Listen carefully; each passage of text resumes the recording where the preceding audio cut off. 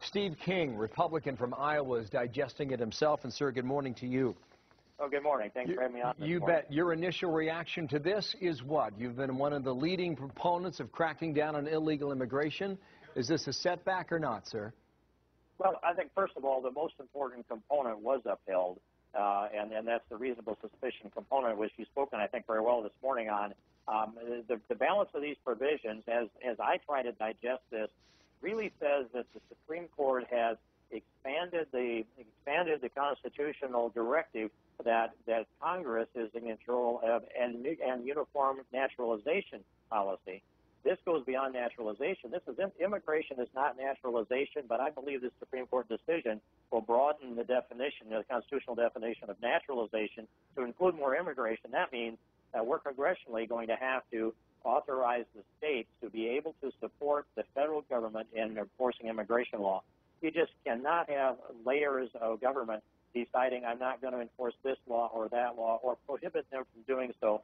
So this adds a preemption to the states that I think also bodes ill for some of the other immigration enforcement that That's interesting. I wonder if anything was settled in the end. What Shannon Bream explained to us and Judge Anna Napolitano did as well, there could be a challenge to the provision that upholds by noon today.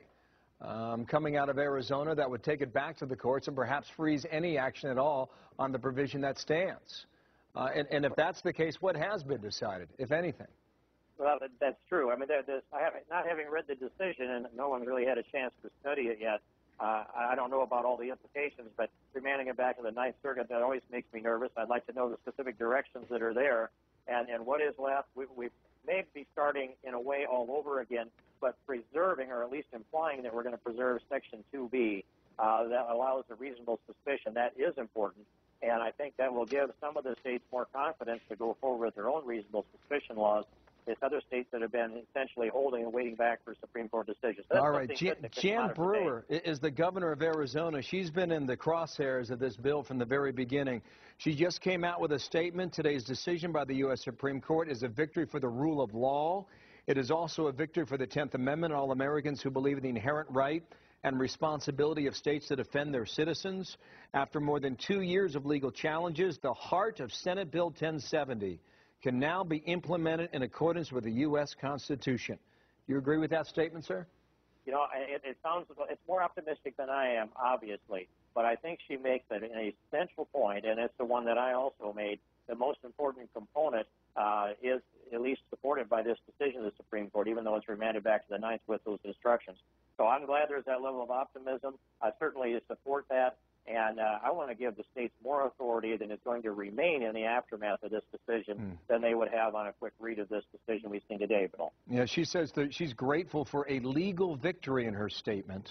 And then she goes on in the fourth of 4 paragraphs. Of course, today's ruling not mark the end of our journey. It can be expected that legal challenges to SB 1070, the state of Arizona, will continue. I take it from your answer you agree with that also. Well, I do, Bill, and I think there's something else to think about here. The administration, or the Obama administration, has manufactured a new legal argument called the careful balance theory. That's in their brief. It's in their case, and that covers these 3 sections that have been struck down. In other words, they have said that if a state decides to pass or enforce a law that unbalances the president's idea of the balance between the foreign relations under the Secretary of State, Homeland Security, Department of Commerce, you name any cabinet position that's there, that the states should not be interfering with that. Congress gave no careful balance directive to the executive branch. This is another case of the president refusing to uphold his oath of office, which is to take care that the laws be faithfully enforced. And that is part of this discussion here today, too, that I think needs to be threaded into the dialogue going forward. Steve King, thank you for your time. Congressman, Republican out of Iowa, thank you, sir. If the officer reasonably suspects the person is in the United States illegally, that's the key provision in Section 2B that has not been thrown out by the Supreme Court today.